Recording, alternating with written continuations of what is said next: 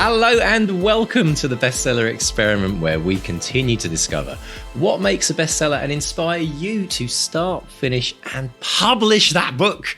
I'm Mark DeVoe. I'm Mark Stay. And a huge thank you, as always, to the people who make this podcast possible, our Bestseller Academates in the Bestseller Academy and our patrons over on Patreon. Without your ongoing support, we simply genuinely could not keep this podcast going. So if you want to support the podcast and get access to loads of extra stuff, pop over to bestsellerexperiment.com/support, where you'll get access to over 120 deep dives on all sorts of amazing topics. And if you want to sign up to the Academy and have me and Mr. D as your personal, coaches and an amazing community of writers there, go to academy.bestsellerexperiment.com. There's links in the show notes. Check it out. You won't regret it.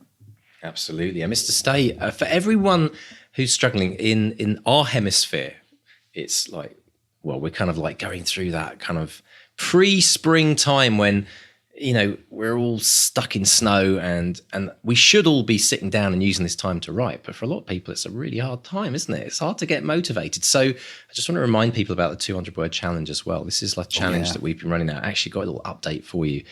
I was looking at the figures just last week as to how many words have been banked.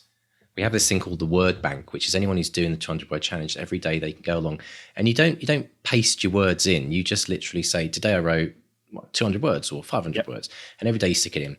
And we've been collecting all this data because I love a bit of data, I'm a bit of a geek. We have now hit 25 million words banked. It's absolutely bonkers. So thank you to everyone. Thank you to every single word that you've written, that you've added, because what we're doing is we're trying to build a community goal. We've always said we want to get the world writing, and we're trying to build a community goal. So every single time you bank your words, not only is it kind of working that habit of writing every day and trying to make that a streak and make it happen, but it also adds to that community goal where we can turn around and say, we got 25 million words written. That's a lot of books. So congratulations to everyone who's done that. But also if you've not done it, or you maybe started it a few years ago and you fell off the wagon, that's okay. Come on back, start banking your words today. You can bank your words for the first couple of months of the year if you want in one go. Just add them all in and keep on going if you're doing that every day. Because a lot of people are doing it, aren't they, Mark? It's still I do it. Yeah, I do it. You're one of the rock stars, Mark, of the 200-word challenge. You are. If there was a streaker amongst us, if there was a king streaker amongst us, you would be at Twickenham right now. Well, I'm not streaking in this weather, I can tell you that. I'm there every day because it keeps you on track, and I've got a lovely little spreadsheet that I use to sort of keep track of it, and it's my accountability thing, and it genuinely works. And there have been days when you don't feel like writing, and if you just get those 200 words done, that's it. You're done, dusted, you can go about the rest of your day, and it all adds up. It all really adds up. Yeah. By the way, if you want to actually sign up to it, it's a free challenge. You just go to 200wordchallenge.com, 200wordchallenge.com. I'm talking to Streaky Mark. It reminded me, actually, I was at Twickenham once I was at Swansea University when I was a lad, and Swansea got to the finals of the university rugby thing, the University Cup, and we all went for a day trip to Twickenham, and it was a weird scenario because it wasn't like ram-packed like you'd expect in like big Wembley final or a big Twickenham final with England and France or whatever. It was kind of like a smattering of people, but a few hundred. But this guy that came with us had been talking the entire way down that his dream had always been to streak on the pitch at Twickenham, and I just thought, oh no, seriously? And we just thought he was joking. But I kid you not, about halfway during the first half, he disappeared. He disappeared down. He went to the loo, and he came back with his long coat on. And I looked down and I saw his hairy legs, and I thought, "Oh, please don't!" And then at this opportune moment, when the whistle went, he took his coat off. He jumped over the hoardings, and ran out onto the pitch. But what he'd done is he had this massive. Careful now. Yeah, sorry. Easy. He had this massively long green rugby sock that he'd borrowed from someone over his privates. And it was like the most ridiculous streak you've ever seen. He was almost tripping over this sock. It was so funny. And he ran out. And then, of course, like on TV, you know, there's a policeman run out and they rugby tackle him and he just ran and everyone just stopped and looked at him and he was just running around and then he didn't know what to do because no one went on to grab him. And it was brilliant. And he had to, in the end, he kind of just went, oh, and he just sheepishly walked off. And it was the funniest streak I've ever seen. So folks, if you're ever planning to do your own streak, you know, make sure it's at a big final, you know, TV cameras and it was just one of those memories that popped into my head. It was just bonkers. Have you ever seen that lovely clip of it's David Niven at the Oscars in the 70s and someone streaked across the stage at the Oscars? No. And David Niven, cool as a cucumber, just smiled and said, just think the biggest laugh that man's ever going to get is all of us laughing at his shortcomings. it's just so cool. Oh, wow. Classic David Niven. Absolutely brilliant. If you Google that, it's terrific. It's really, another one to Google as well, whilst we're on the topic very quickly, is the guy that streaked at the Masters or the Open, one of the major golf tournaments, completely starkers. And the photograph that is the classic photo I remember seeing is he does it on the final, like on the 18th hole. And on his back in massive black marker, he's got a huge arrow pointing towards his bum and it says 19th hole. So, I mean, how did we get onto this? This is a podcast for writers. I know, but it's about, to tie all this back, it's about how many days can you streak? How many days can you create a streak of 200 words? That's what it was. And we're challenging you to a 7-day streak. And it doesn't involve marker pens. It doesn't involve green socks. It just involves sitting down for 15 minutes a day with your clothes writing on. A few words with your clothes on. Well, yeah, you don't have to have your clothes on. Yeah, actually, there's a whole topic. Naked writing. No, okay, moving on. There is a naked gardening day. Because Claire's biggest video on her YouTube channel is her naked gardening day video. It's had millions of hits. So I wonder if there's a naked writing day, or should we start one? We could start one. You're always talking about going viral. Put your money where your mouth is and get that kit off. Oh no, but can you imagine the photos, Mark? Can you imagine the photos? You know, tasteful. Okay, here you go, though. Everyone, we always joke about how the cat always wants to get in the way of, you know, sit on your keyboard, sit on your notepad. The cat could come in very, very handy for photos on Naked Writing Day, right? Someone's going to do it. If we someone's going to do it. Oh, please don't. No, seriously, we are a family show. But we know someone will. But anyway, we'll report back next week, folks, if you want to hear how that goes.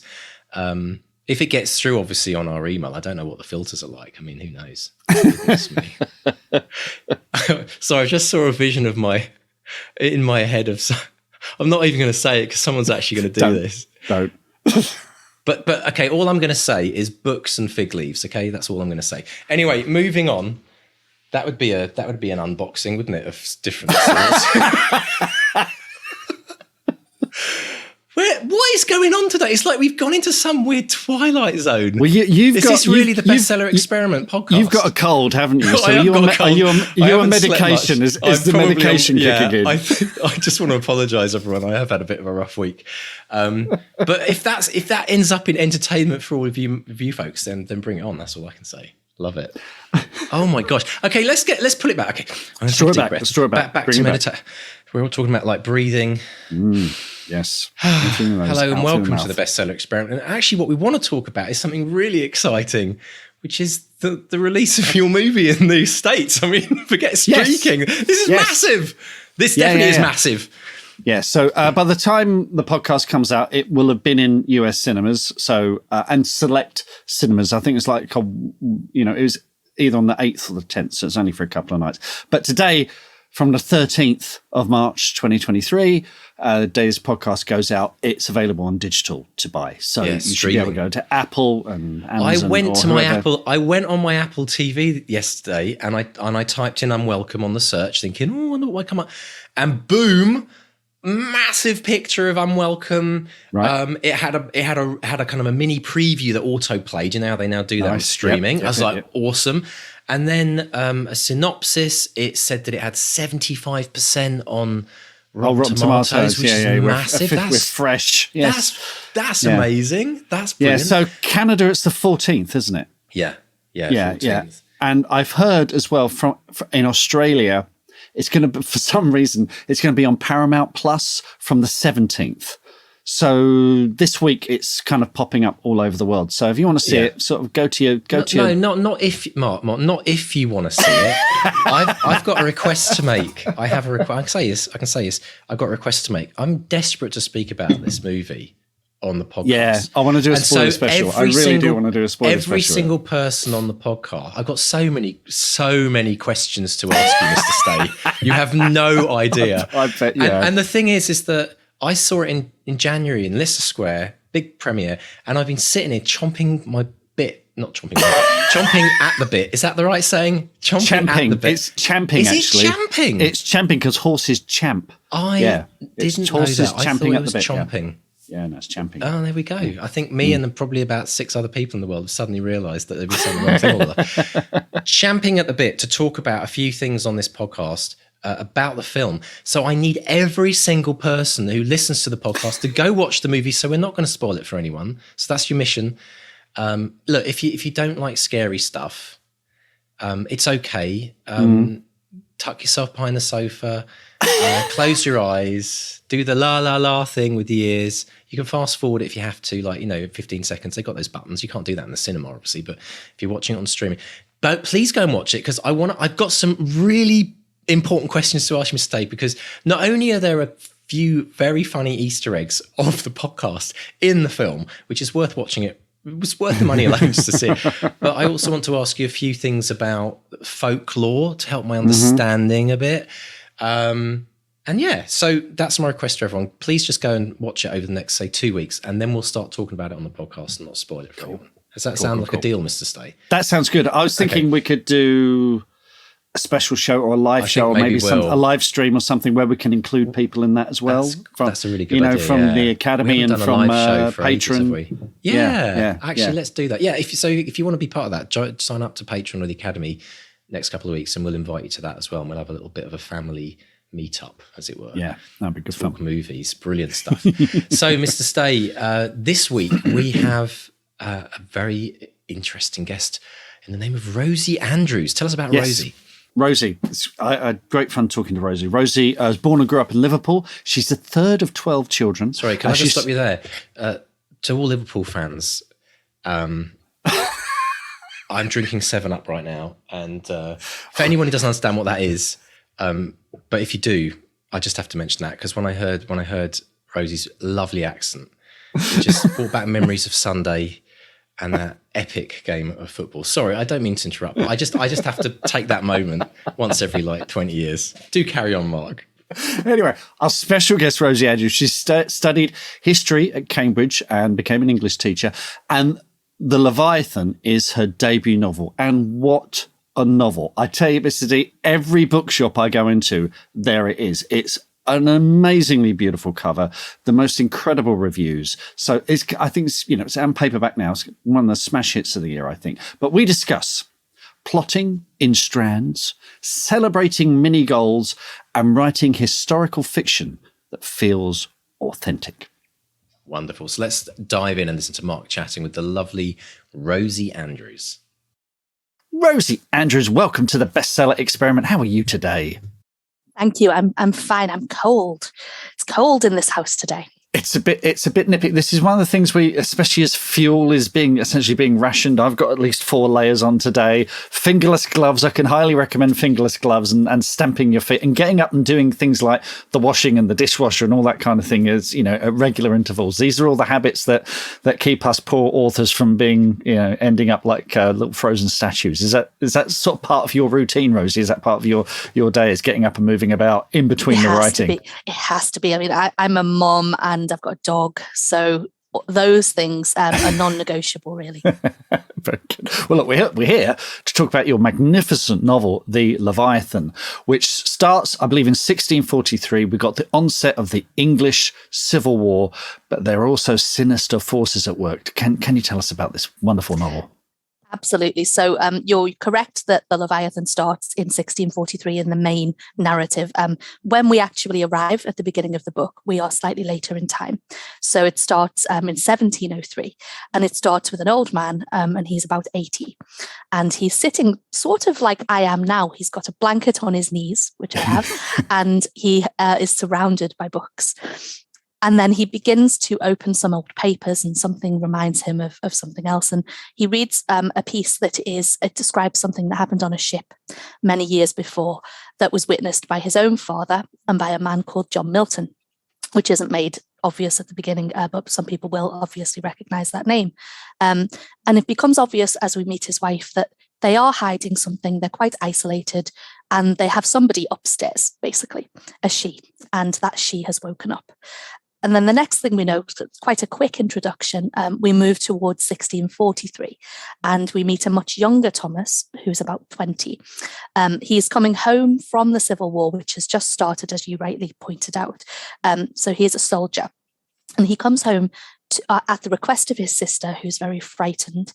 And when he gets home, he realizes that there's something very wrong in the situation. So his father is a farmer, and some of their sheep have died off. Their livestock has been attacked by something. He doesn't really understand what's going on. And then he realizes his father is really ill and cannot actually communicate to him what's been happening between his own sister, Esther, and one of their servants, Chrissa, who has subsequently been arrested on what appears to be a charge of witchcraft. Now, Thomas, he's lived quite an irresponsible young life. He's not a particularly willing soldier. But this being the 17th century, all of this is suddenly on his shoulders to fix. So he has to work out what's going on. And then as we start to move through the story, we see that there are indeed some very dark forces assembling against his family, and it's his job to try to fight his way through that. Brilliant stuff. By the way, that's brilliantly done. I mean, we're here essentially celebrating the paperback of the Leviathan. How many times have you had to give a variation of that synopsis? Well, quite a few now. So when it was first published in hardback, I was so bad at it. I was like, how do I describe it? And people expect, and naturally they expect you to know your own book better than anybody else. But the fact is you just freeze up a little bit and you're not entirely sure what you wrote. But now I am a little bit better, I hope. It is one of those things, is it once a book has been published, essentially you no doubt, like many other authors, you've moved on to the next one, and you're constantly, you're in the, knee deep in that and trying to figure out how that works. So when people come to you and say, in chapter 12, when X meets Y, what were you thinking? And you're thinking, I wrote that 2 years ago. Well, how much? So have you had many moments like that as well? Oh my goodness, yes. It's really interesting that you, like when you're writing a book, you create a kind of construct of how things were, what you were thinking, your inspiration, what you remember about what you wrote. And the fact is, some of it is a little bit shaky because I don't have the best memory in the world. I write a lot down. And sometimes people will say to me, what was the inspiration for this character? Or why did you do this? And I think that's an excellent question. I'm not entirely sure. Does that make you a very instinctive writer? Are you someone who, do you plot things out, or are you sort of pantsing it as you go? How does that work for you? Because I'm a relatively new writer, when people say to me, what sort of writer are you? It's still something of an unknown. I don't know. With the book I'm currently writing, The Work in Progress, there was quite a lot of writing. There were two stages to it, two phases. One where I did try to sort of pant it out. And the next where I said, hold on, that doesn't work. Right. Let's actually go back to the drawing board and plot this out bit by bit.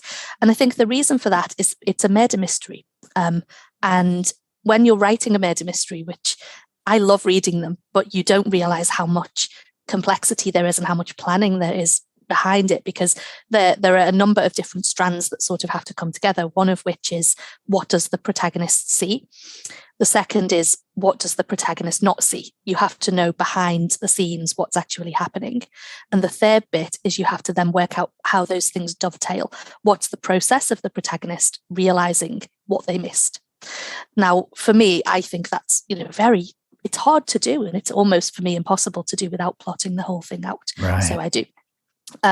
Whereas with the Leviathan, although there is a murder mystery element to it, it's not quite as involved a story. So it was a bit easier to do it, as you say, a bit more instinctively. And although there was still an element of noting things out and working out what was going on, it probably wasn't quite as detailed or as dedicated as what I'm currently doing. Now, whether that will result in something better or worse, we're yet to see. We'll work that out. Fun, wonderful. You spoke there of writing in strands. Is that how you visualize a novel, as sort of strands intertwining?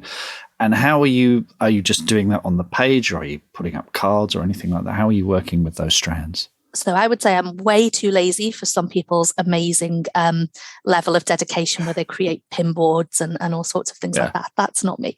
But I can basically do a spreadsheet, which I will do. So I will have, if I have more than one protagonist and if I have more than one timeline, and I will have subplots, I will try to put those things into some sort of order and work out, okay, if this is plot strand A and this is plot strand B, are they sort of working together all the way through the story?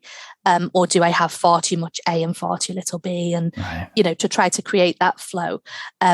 For the current work in progress, it's actually two protagonists, and they're both seeing different things and they're both realizing different things at different times, which is it's quite a common thing when you read the book, but when you're writing it, you're like, oh my God, it's everywhere. So you have to plot that out in quite detailed ways. And for the Leviathan, because it's two timelines, although the timeline of 1703 is maybe slightly less, well, not slightly, maybe slightly less, it's definitely less in the novel. It's easier to do, but you still have to have those subplots sort of planned out a little bit. Wonderful. So I tend to do it on a spreadsheet. Excellent spreadsheet. Love it, love it, love it. I'm fascinated in authors that are influenced by older works. We were talking to J.S. Monroe recently, and his new thriller is inspired by Christopher Marlowe's Faust. Leviathan is, it's set around the time of Thomas Hobbes's work, The Leviathan. How was that an inspiration for it, or was it just kind of, you think, was it by happenstance? How are the two related? Well, I studied Hobbes when I was at university, and I really loved, although I wouldn't necessarily say it's easy to do, I loved the engagement with the ideas of the time that you experience when you study political philosophy and its history. Now, what Hobbes was trying to do was to wrestle with the fallout, the lead up and the fallout of the English Civil War, as well as the fallout or the long fallout of the Reformation in English history. So he sat there writing a sort of treatise on what is the natural state of humanity, and then what's the political state of humanity? How do we get from one to the other? Why do we get from one to the other? And what's the rightful sort of form of power? He created the idea of the Leviathan in its political form of political ideology. He was saying it's a metaphor for the state. What we do is we come together, citizen by citizen, and we contract with each other and say, we're going to give up a little bit of our personal power in order to create this great power of the state that protects us. And that was the fundamental point for him. It was that the power of the state is a protective one. And therefore, he was saying it doesn't really matter if it's a king or a parliament. What matters is that it protects the citizen. As soon as it stops doing that, it loses legitimacy. Now, where does that link to the novel? So what Thomas is doing as a sort of everyman character is he's working his way through this really quite scary, terrifying series of events where he faces up to powers that he didn't believe existed, and he has to decide what he is prepared to do to protect the things he loves. I won't give away too much, but obviously the Leviathan is the title, so that idea does come into it, but it also plays into the older conception of what a Leviathan was, which was, before Hobbes got his hands on it, basically a giant sea serpent. And the connection there is the giant sea serpent was a symbol of power, but it was also a symbol of chaos and a much older religious symbol. So before we had the advent of Christianity and before we had the dominance of Christianity, obviously there was a pantheon of much older gods and powers, and the Leviathan plays into that. So the story looks a little bit at the emergence of that idea in Norse mythology, in Egyptian mythology, in Babylonian mythology. And it sort of is connecting that together with Thomas's struggle through the Civil War, not the whole of it, but his struggle through elements of the Civil War, and him trying to wrestle with this idea of a greater power and his own personal power. So I would say thematically they sort of connect, but I don't want to give too much away of where it comes up in the plot. No, of course not. But this idea of personal power and a greater power, that feels very relevant today because so many of us feel helpless with events going on around us as well. That's incredible. When you're writing historical fiction, there's always a kind of a push and pull of making it feel authentic and engaging a modern reader. So how do you keep that balance? Because I know that you often hear people say, oh, the language in historical fiction doesn't feel authentic, but if you're writing about Chaucer, you'd understand about one word in 10, you know. So how do you keep that balance when you're writing? How, especially as you've studied it as well, you'll know that it's you're having to modernize some of this. Absolutely. My brain works in a kind of like, I love poetry and I love reading prose that sort of sounds a little bit like poetry. And a lot of the time I find it quite, although I said I had a bad memory for facts, I do, for the things that I have to do. I have quite a good memory for remembering poetry and prose and verse. And so for that reason, I tend to find that diction sinks in quite easily, the sort of patterns of the ways that people spoke, the ways that they wrote things down. And I find myself not struggling to recreate that, but obviously you can't recreate it in a, completely literal way because, as you say, it's just unreadable, isn't it? And it becomes alienating for the reader. So I think it's about trying to create something that is true to the spirit and get enough of that language in there without reading through it and thinking this sounds stilted or, off-putting to somebody who doesn't know the way that people spoke. But I found that it wasn't too hard once I'd read a certain amount of things that were written in that time to kind of bring it forward to something that was more accessible. So it's essentially it's reading other fiction set around that time, immersing yourself in the kind of the milieu, if that's the right word. Yeah. Probably isn't. The interesting thing is that they didn't have novels then. So you can't go back and read a 17th century novel because such a thing doesn't really exist. But you can read their political treatises, you can read their speeches, you can read plays that were written around that time, and you can get a really good sense for the way people spoke and the way people wrote things down. And then obviously it's almost inevitable that you will modernize it as you write something for a modern reader. And I read a lot of contemporary fiction as well, so it's a reasonable way to balance it. Good. I've actually I've got a couple of newspapers from the 18th century, and they're fantastic because it's a formalized kind of language, but you do pick up some of the rhythms and some of the words and phrases of the day. So it's worth if you can go back that far and find original sources, it's definitely worth it. And it's great fun as well. There's so much amazing really odd stuff in there that you can just go, wow, this is brilliant. Talking about going back, let's go back to where it all started for you, Rosie, which I believe started when you were 10, when you wrote your own pantomime. Can you tell us about that? No, please don't make me. So I was quite a geeky child, surprising nobody, and loved reading. I loved reading. I loved writing when I was young. And we decided when we were in, I think it was year 5 or year 6, must have been year 5 if I was 10, that we put on our own sort of little panto Cinderella, which we scribbled out on a series of increasingly sloppy pieces of notepaper.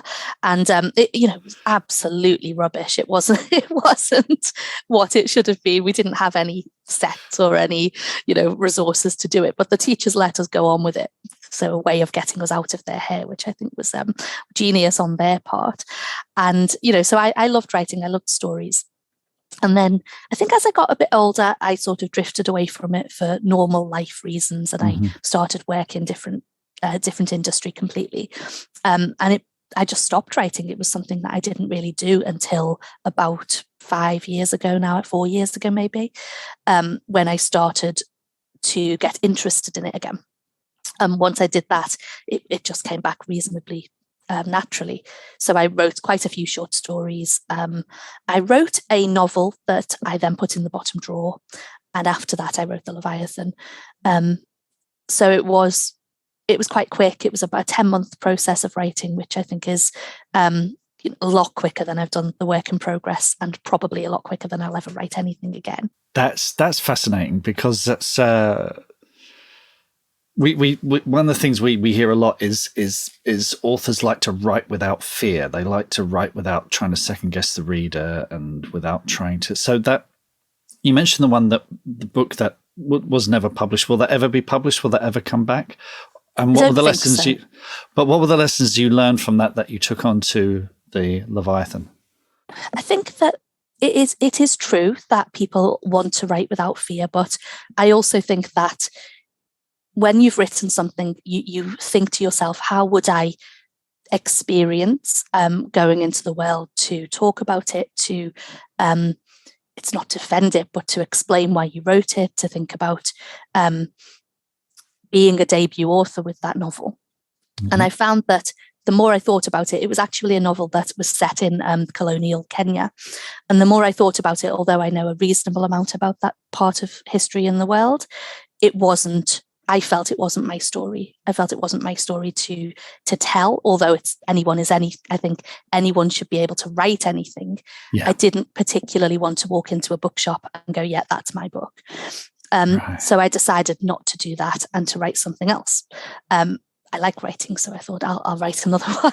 And having done that, it felt so much better. It felt like that this is, the book of my.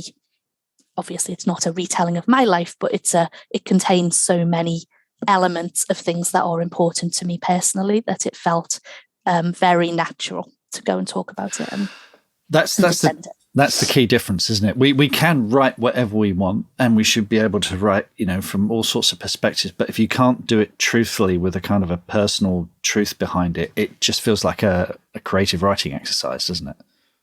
I mean, I felt I think that it didn't feel natural to me to sort of make money from those events, if that makes sense. I thought I would love to be a successful author. I would love to be able to pay my bills from writing books. Do I want to pay my bills with this one? And the answer was no. So that's why it's in the bottom drawer, and that's why it will probably stay there. Brilliant. Great stuff. Just to say as well, from 5 years to thinking I'm going to write something to Leviathan, which as debuts go, is pretty bloody astonishing. The reviews have been amazing. It's it was book of the year on a lot of people. That's did you set yourself goals or deadlines? What were you thinking, Rosie? Well, I'm terribly lazy. Like I said, so no. I didn't set any goals. I thought I want to write a book. I think I can. What are the things that I like? What are the things that I enjoy thinking about, reading about, writing about? And history and the English Civil War, the Tudor Reformation Stuart period, all of those things are things that I love and have loved for many, many years. So it didn't feel odd beginning to write about them. The things that were happening in a kind of more personal capacity was that I have a daughter. She's 6 now. So I had a baby at that time. And it's quite interesting. You think like you're going to have a lot less time, and that's true. But you also really feel like you want to carve out time for yourself, for your own interests. And I think that having a baby gave me the impetus to do that. So I wanted to have a bit of space that was just for me. And luckily, my husband's really supportive and was able to help me to get that space. So I think it was a kind of realizing that time is not infinite, and that you need to, if you want to do something, you need to go ahead and actually do it, combined with wanting that bit of space from, the mundanity, if you like, of the nappies and the bottles. And I think that having done that, I realized that I did really, really love it and wanted to keep doing it. Wonderful stuff. Having gone through the publishing process with the Leviathan, what are the biggest lessons that you've learned from that, taking forward into the next book? Well, it's a big process. publishing a book. It's I didn't realize, I think, quite how much there was in terms of editing it line by line, and how much effort goes into it on the part of the publisher. Obviously, that includes things like setting up conversations like these, marketing it, typeface, all of that. It's just a massive operation. And I think that it gives me a little bit more insight into just how much of an investment they make in, making it successful. And then obviously there's you, the writer, and you're kind of sat at a little bit of a distance from that, trying to think about your next project and the project after that, and you're operating on a slightly different trajectory to them, aren't you? You're trying to think about your own career and where that's going to go, and at the same time you have a publishing operation that's being basically geared up to create a brand and create a kind of hopefully multiple books that will sell to a similar sort of audience. And I think that balancing act is a difficult one. You want to write authentically, you want to write exactly the book that you want to write, but at the same time you also want to make sure that you're not just sort of darting about all over the place, which I do have a tendency to do. I would cheerfully pick something up in the 14th century, or I love all sorts of different periods in history, but I think trying to work out a kind of discipline to work out what's going to work for everybody, I think, is the thing that I'm picking up as I go through it. Oh, fascinating. And I saw a tweet that you did a few days ago. Oh, no. Which, don't worry. Where you say, "This is my little book in the window of the oldest book in London, Hatchard's, as their January fiction book of the month. Yes, I might have had a little cry." I think that is so wonderful and so sweet. Could you ever have imagined that when you first sat down to write Leviathan? And what was that moment like for you? God, no. It was amazing.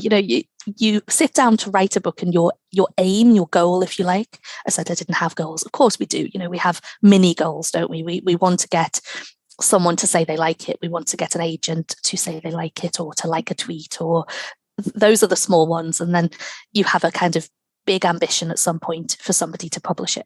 But for it to actually be sat there in a window, or for people to have made displays around it, was just the most amazing and really surreal thing, because it's so much,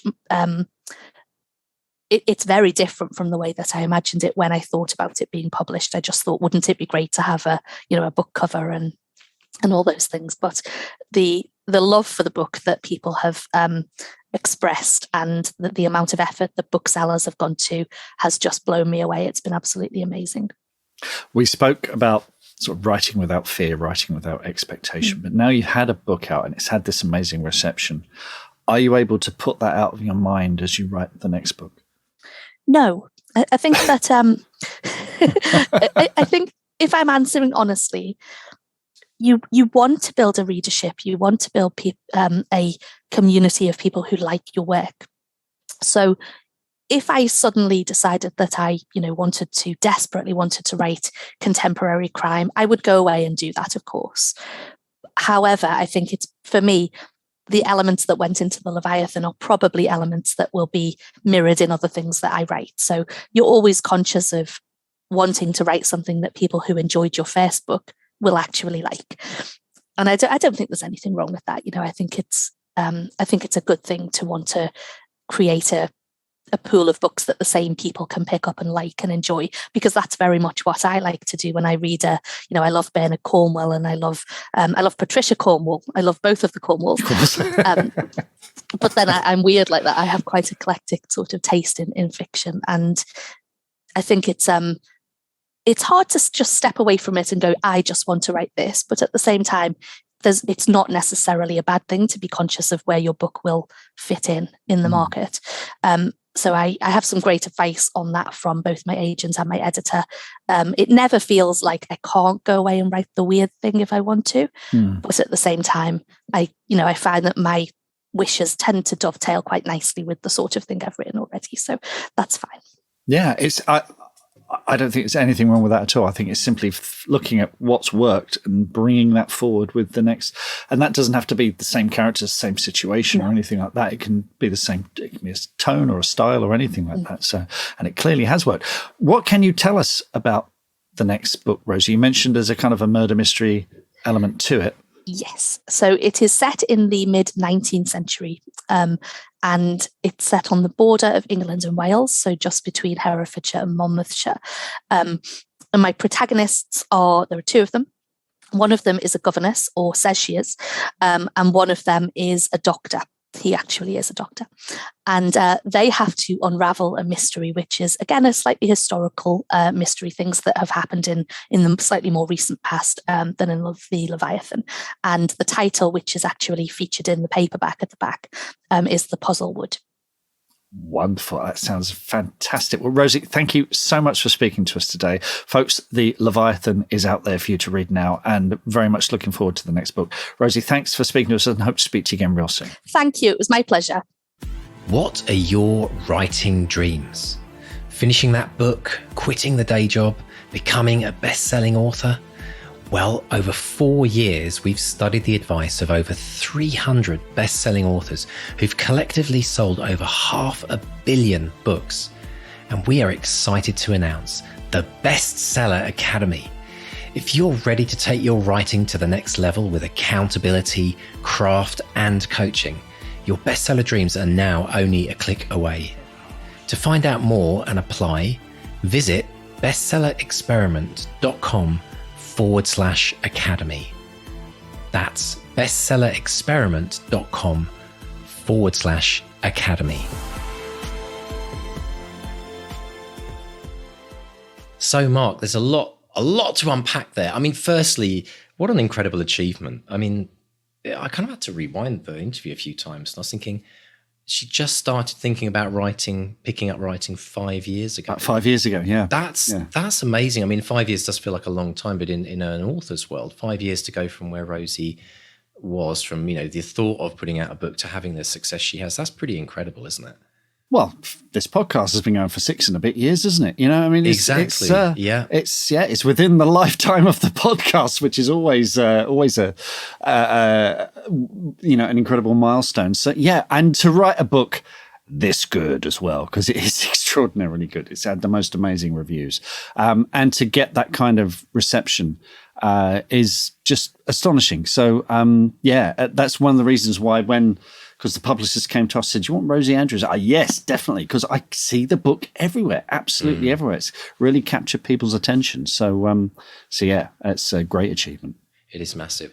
Let's talk about something Rosie mentioned about movement, because it's something that we've talked a little bit about the importance of walking. If you're writing, so if you're aiming to be a full-time author, or you are you write a lot during an average day, we know that this idea of self-care and getting up and moving, because we do, what was it, the joke about get your butt in the chair was the slogan, wasn't it? And so there's that, which is the really important bit, to get the words down, but countering that, it's really important to get your butt out the chair and move around. And I found it really interesting what Rosie talks about this idea of moving and getting the blood flowing.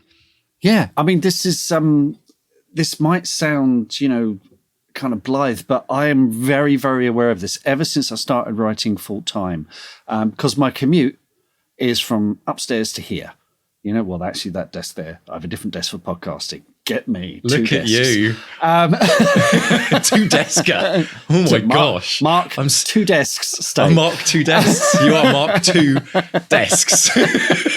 So my first writing session in the morning is normally 90 minutes, 2 hours. And, my legs are going numb by that point. So that is when I get up, and there's usually lots of, housework to do. Because Claire's got a proper job. So she goes out, during the day, and I will be doing the washing up, and then I'll come back and do a bit more of something. There might be some editing to do. Then I get up, and then I'll put the washing on or hang the washing up. Yeah, so totally. I'm very aware. I've got, a little app that tracks my steps, and I'm very aware of when I started writing full time, I was kind of terrified by how few steps I took during a day, and I was putting weight on. I've been on a diet. Well, I say a diet. I've changed my diet for just a little over a year now. and I lost 2 stone, so it is really important to get up and move about. I know it sounds kind of trivial almost, or a little bit silly. No, it's not though. It's not though, because there's a whole thing about blood flow to the brain. I mean, water and movement are probably the 2 most important. Yeah, exactly. Look at this bad boy. Okay, for anyone who's watching on YouTube, look what I got for Christmas. You see this, Mark? It's so cool. It's a water thing. It's a water bottle that tells you where you should be. Look, I'm actually at 8:30 in the morning right now, and it's 9:30, so I have to drink, Mark. I have to drink. I have to so gulp. On the side, it tells you what you should have drunk by a certain time of day. Where you should be. Isn't it brilliant? Oh, wow. And you have Keep going, don't give up. Oh, trust you. It's a trust you to have a motivational flask. Water bottle. I don't know who got you that for Christmas, but they really get you. They know you.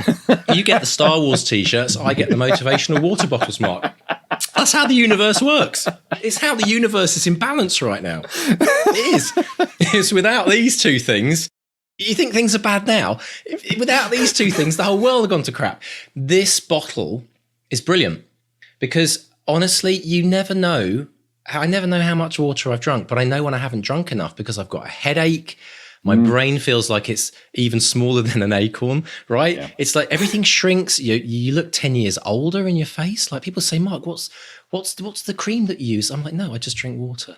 Hydrate. Got to hydrate.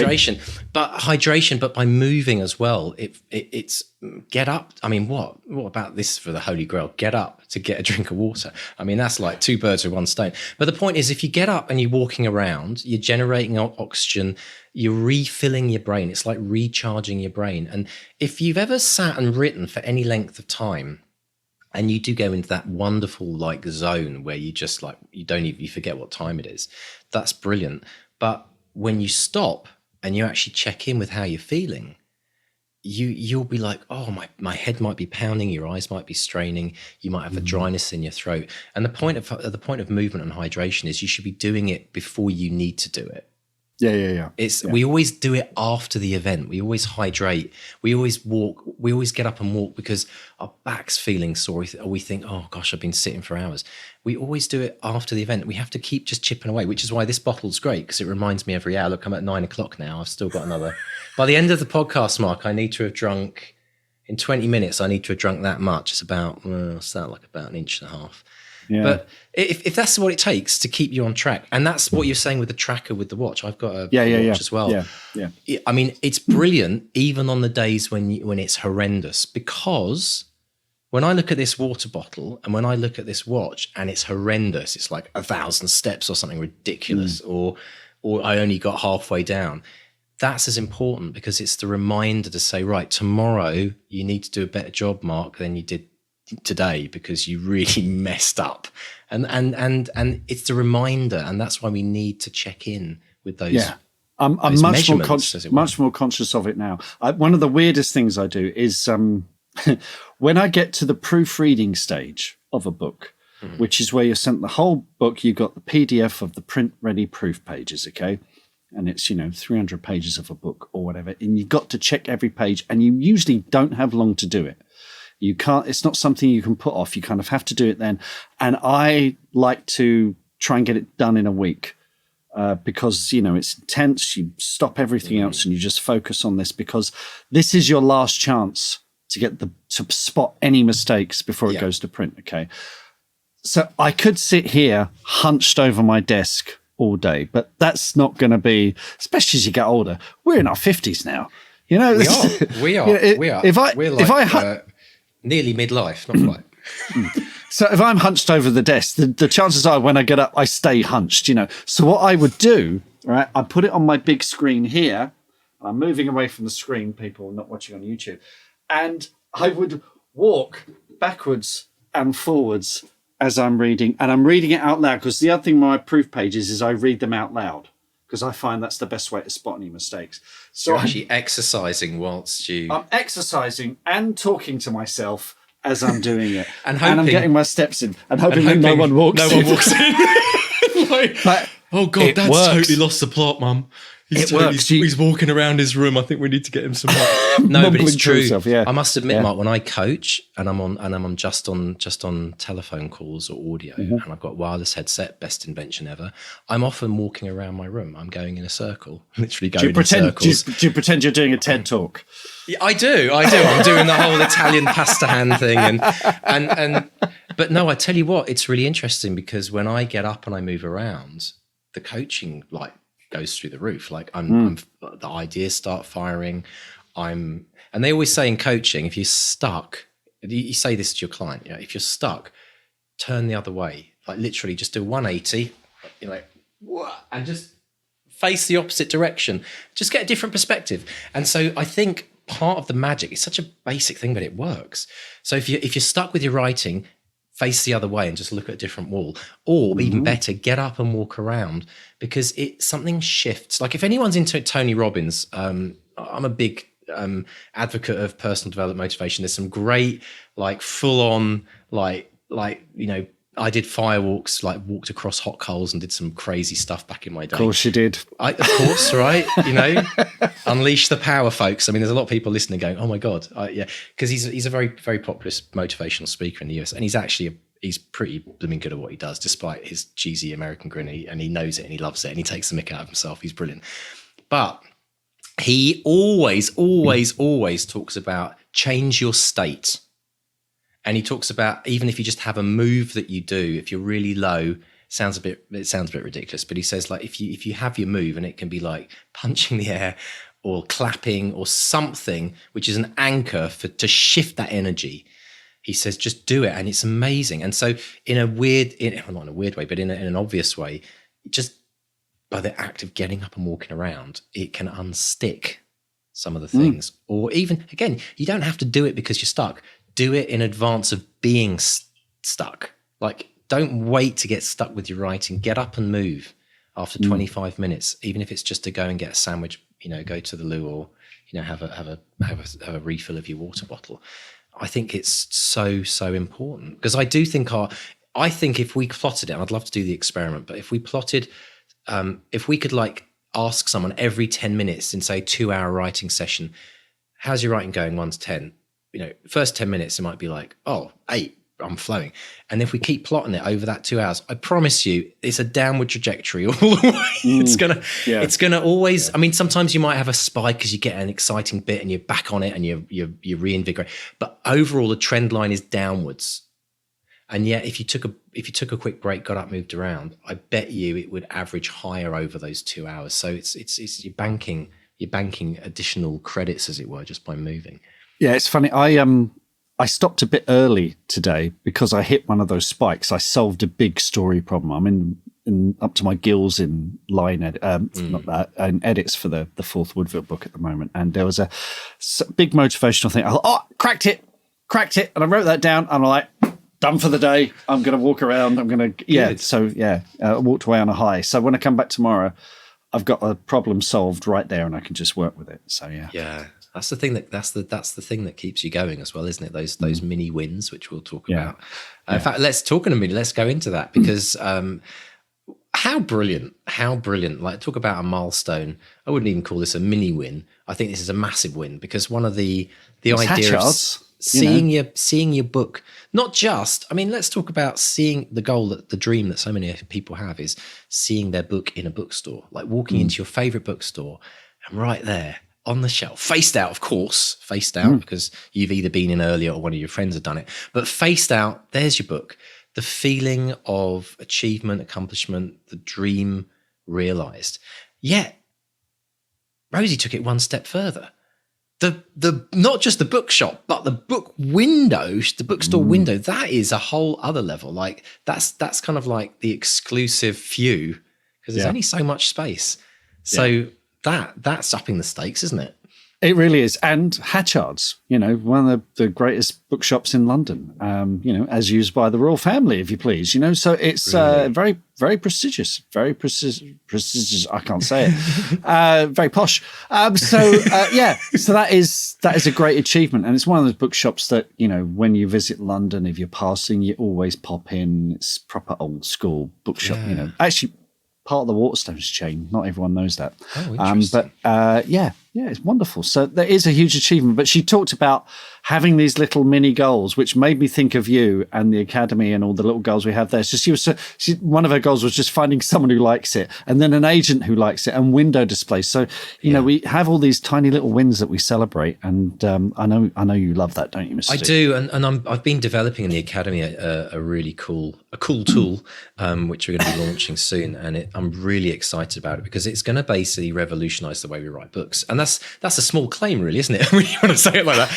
But what I mean by that is currently the way that we write a book is we decide to write a book, and then we've got the long marathon of a journey to get to those 6 beautiful letters, the end. Right. And so what I want to do is I want to create a way in which we can try and break down the whole process and celebrate along the way and recognize, check in. Because we were talking about this earlier, weren't we, Mark?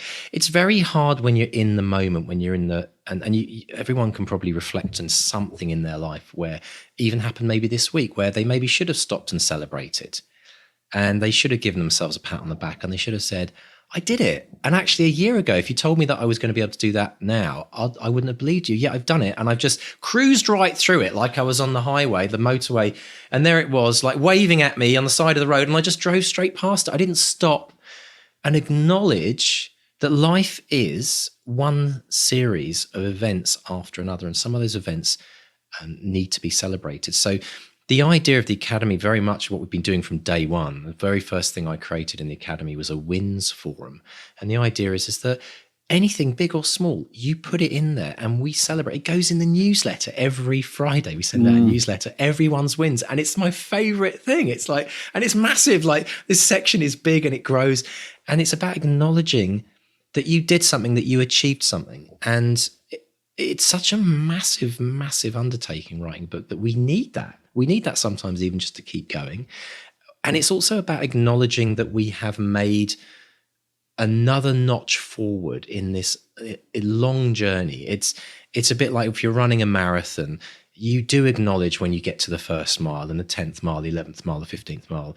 You acknowledge all of those points because it keeps you going. And you also recognize that every milestone you reach, you're getting closer to the big milestone that you're aiming for, which is finishing your book. And then, of course, beyond that, it doesn't stop because the next milestone is finding an agent or publishing the book or, you know, getting your book made into a movie. And so this system I'm developing takes all of that into account, and it's going to be super exciting. I'm going to talk a little bit more about it in the future, but it's very important. So folks, if you have a win this week, we always say this on the podcast, but let us know about it. We want to celebrate with you.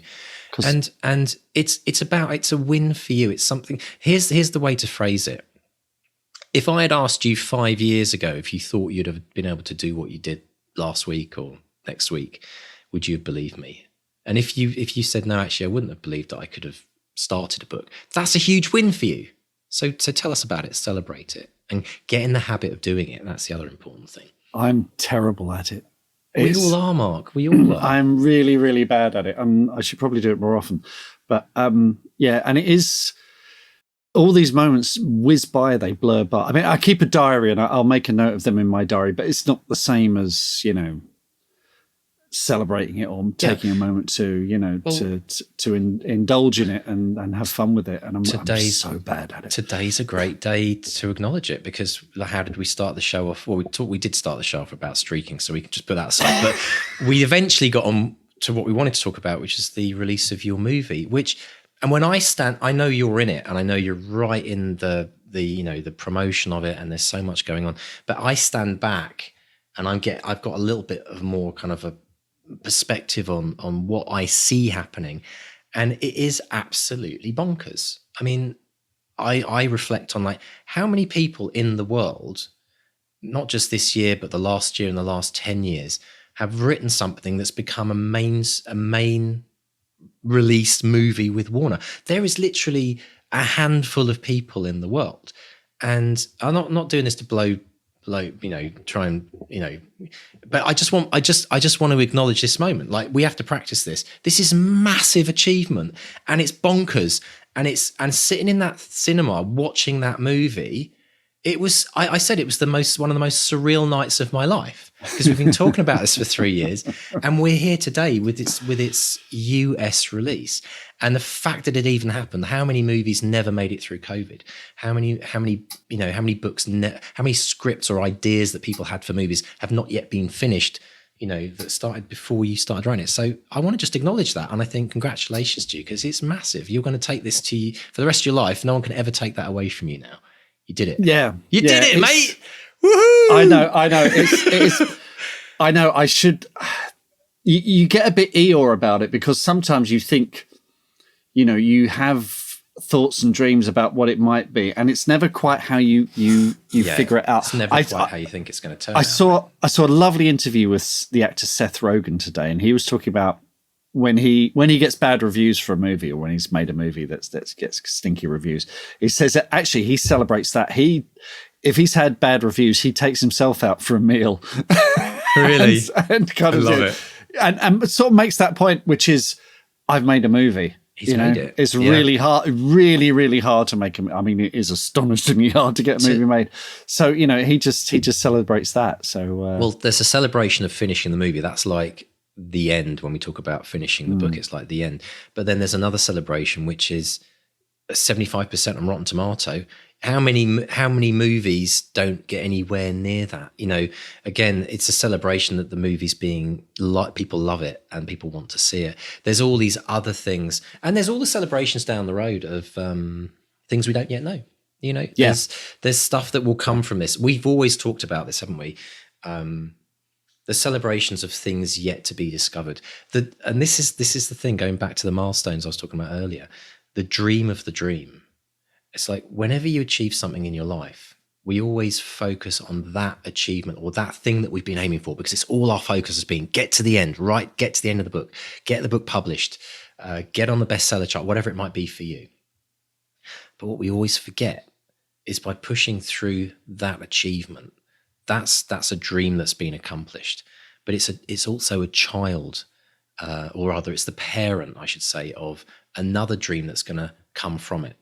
Right. And it's something throughout our whole life that the more you always if you look at the trajectory of people who have achieved incredible things in their life, and you go back, and I've done this, I've studied a lot of people's success stories, like what first happened? What was the first thing that changed in someone's life? And then that happened, and then that happened. And when you start to plot it, you start to see how they're all related.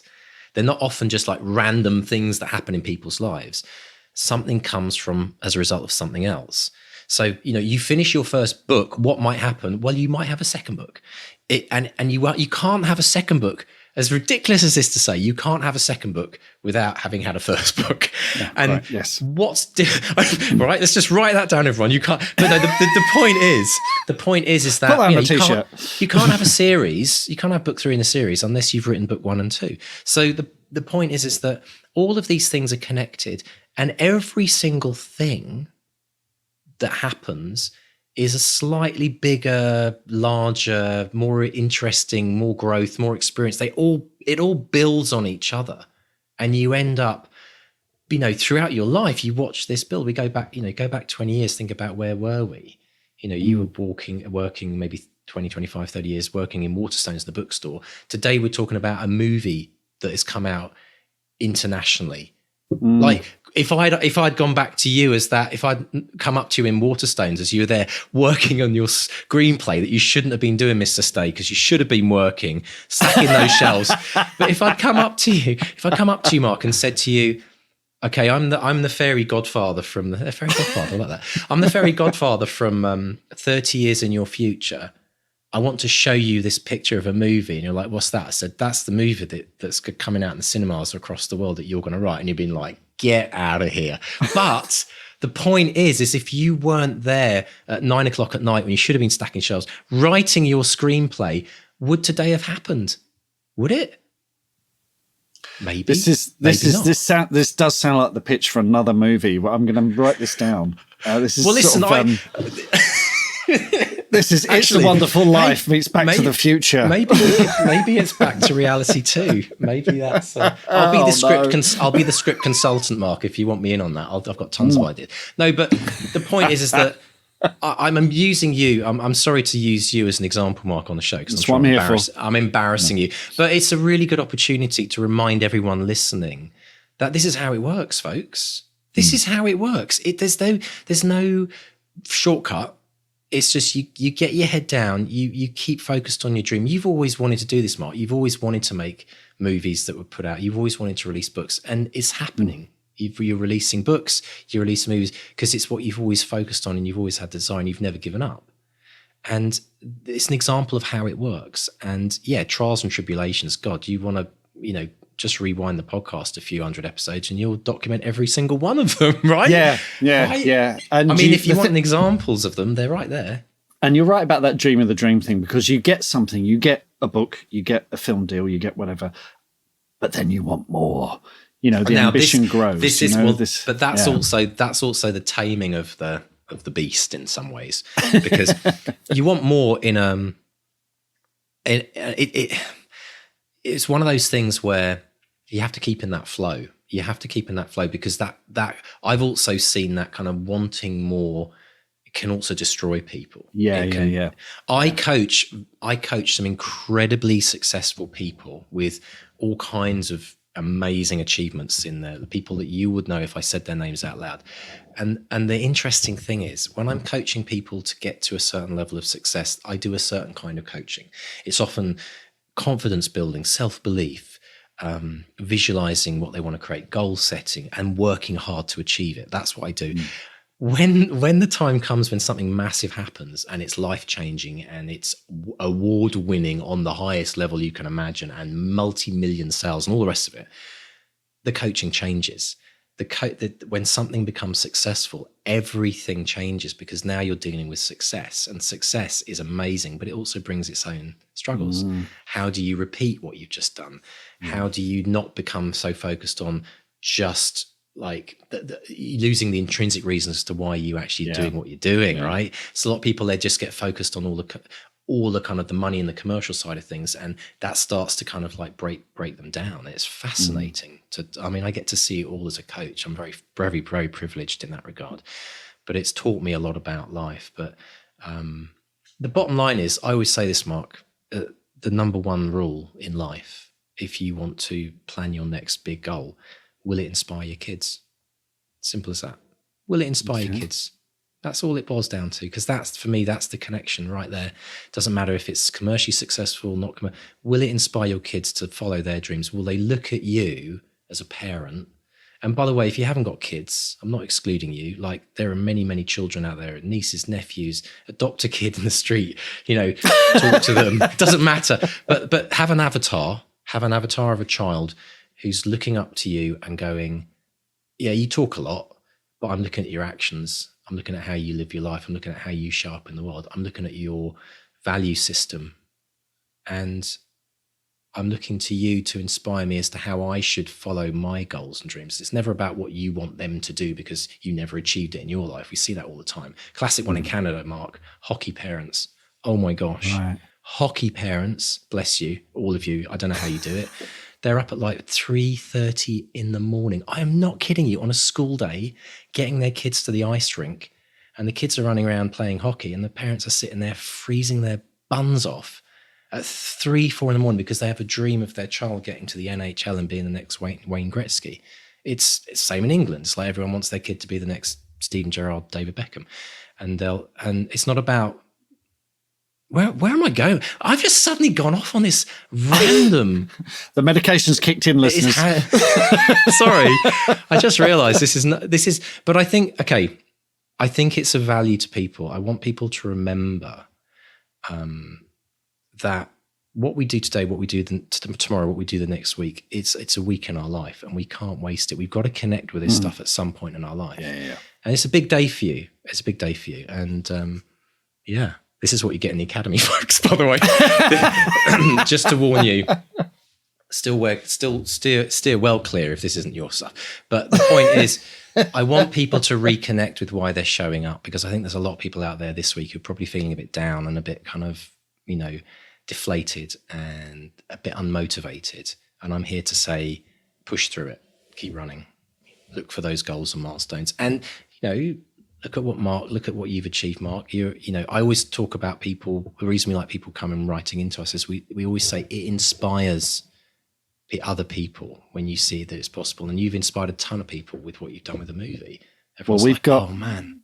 We've also got a bit of this in social media at the end that will hang around for us. Interesting. Yeah, Interesting. Nice little one of Fantastic. Well, listen, folks, if you've enjoyed the banter, there's going to be way more of this on the other side of the flip of the switch, because we're going to be moving into the extended version of the podcast, where we're going to talk about the importance of rehearsing the synopsis of your book for podcasts. What is a good synopsis? And we're going to talk about Rosie's excellent kind of example of that. We're also going to talk about writing in strands, the importance of timelines and spreadsheets, if you're into that kind of thing. We're going to talk about plotting and pantsing. Is it okay if you don't know? Historical fiction, making it authentic and making yourself authentic within that. And finally, we're also going to talk about this great topic, which Rosie talked about, which is building a readership as a conscious plan as part of your promotion. So, folks, if you would like to join Mark and I for even more of this craziness, please subscribe to the podcast, bestsellerexperiment.com/support. Join us as a patron and get the incredible extras that we bring you each week. So, Mark, let's talk about what's happening on social media this week. So much joy and happiness. Okay, so first one is from Jenny Roman, who is at Slightly Teaquoys on Twitter. And she's a regular. Yes, she's a regular on the 200 words a day hashtag. And she said, finally finished the first draft of my equestrian novel. Whoop, whoop. Woo-hoo. I'm so excited. I've even written a blog post. Now I'm going to celebrate by cleaning the house. Now, look, we talked about getting up and moving about and getting the blood flowing, didn't we? But Jenny's written a blog about this and about how the 200 word a day challenge helped her with this novel. I'm going to put a link in the show notes. Do check it out. Jenny, it's been a joy seeing Jenny's tweets every day. And she's tweeting again. She's still on there working on, I think she's working on something new at the moment. Love it. But, just one of those people who every day is putting their 200 words a day up, and it's paid off in spades. I've got to say, Jenny, if your idea of celebrating is cleaning the house, I think that's brilliant. But I just hope you also had a glass of champagne in your hand as you went around cleaning. Absolutely brilliant. Congratulations. And here's to the next one. Absolutely. Now, Sadir S. Samir put a little thing on Twitter, and he's got a new book out, and he got a quote from none other than our own Mike Shackle, who, a long-time supporter of the podcast. He's the guy who listened to the Joe Abercrombie episode. He was about to give up writing, heard Joe Abercrombie, was inspired. He's now self-published a whole bunch of books. He did an amazing trilogy, the Last War trilogy with Gollancz. Absolutely fantastic. So Mike is an absolute superhero. And he read Sadir's book and he gave him a quote. He says, Sadir has managed to create such a gem in a book full of memorable characters that expertly keeps you turning the pages and occasionally chuckling out loud. I'm not sure what to label this type of fantasy. Epic fun fantasy, perhaps. All I know is I want more of it. The sooner the better. Bravo. I mean, what a quote. And this is for Sadir's book, The Crew. And Sadir tweeted, he said, Mike is an author that I looked up to, so getting a review like this from him means the world to me. I remember listening to Mike years ago on the Bestseller Experiment podcast right before his debut was published, and that interview and his writing journey inspired me a lot. So history's repeating itself. That's exactly what we were talking about. That was exactly what we're talking about. Oh, I love it. What a brilliant story. Wow, if there was ever a more perfect example of how, the cycle of life and giving back and inspiring others and not knowing what's going to happen. So the question is, Sadir, who are you going to give a quote to in 3 years from now? Ta-da! Yeah. Right? Yeah. That's how it works. Fantastic. Brilliant. Fantastic. Thanks, Sadir. Really appreciate that. Over on Patreon, Sasha Green left a lovely little quote because she's been listening to the Richard Armitage story. As he says, this mega episode got me through my cleaning this morning. So there we go. Another person moving about cleaning things. Cleaning and podcasts. Yeah. I love it. And she was saying, because I think in that episode I was saying, I feel like I write stuff that doesn't appeal to the mass market. And she said, I'm the same. She said, but all I can do is appropriate that famous meme with Liam Neeson and say, you don't know who they are, but your fans will find you and they will love you. Just keep writing. That's great advice. Thank you, Sasha. And finally, look, we're talking about mini goals with on this episode with Rosie, and the new goal that we all want is a parking cone. Okay, so this started with Kate Baker, who went to an event and discovered that they put a little cone out with her name on it. Yeah, one of those big red ones for anyone in England, the big red traffic cones that all the students like to nick on nights out. Yeah. Yeah. Now, a lovely post from Josh Atkinson, another long-time supporter of the podcast, and he said, came home to this today after telling my fantastically wonderful wife I had a crap day at work. And there's a little cone in his drive that said, reserved for author J.W. Atkinson. And he said, it satisfies the cone envy.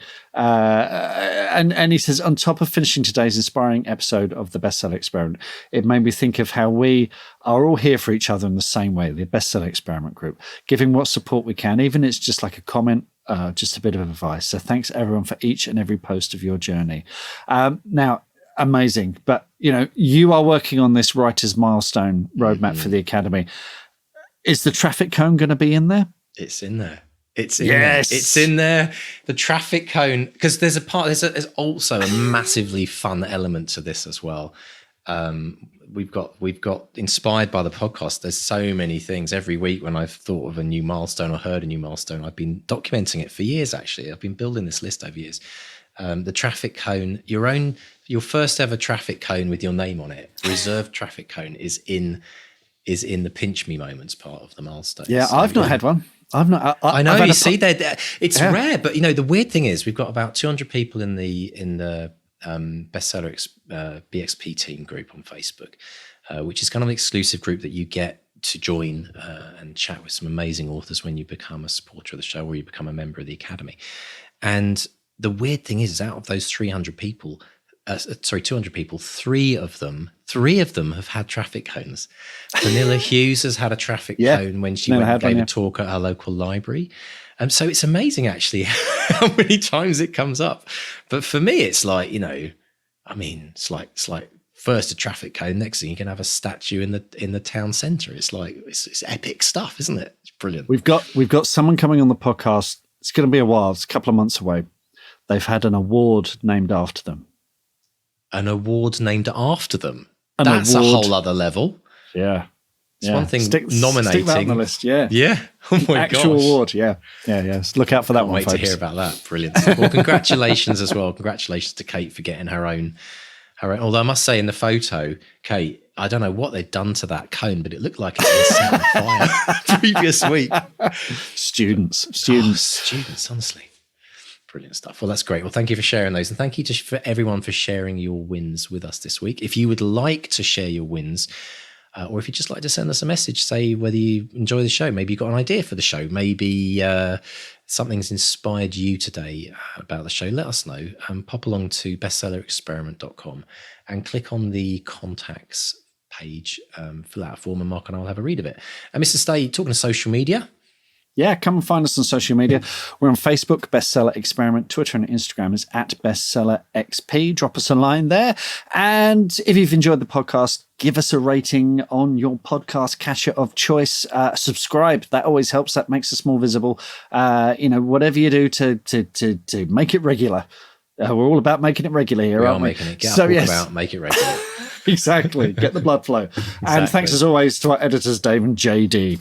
Course. And folks, if you want to go to the 200-word challenge, try that out, 200wordchallenge.com. If you want to join the Academy, it's academy.bestsellerexperiment.com. And Mark, I just have to finish this show really by wishing Unwelcome all the best in across streaming platforms everywhere and North America. Very excited to see how that all goes. And I think it's appropriate today of all days when we talked about so many different things. So I'd like to say it's a goodbye from Mark 1 desk. And it's a goodbye from Mark 2 desks. Goodbye. Bye.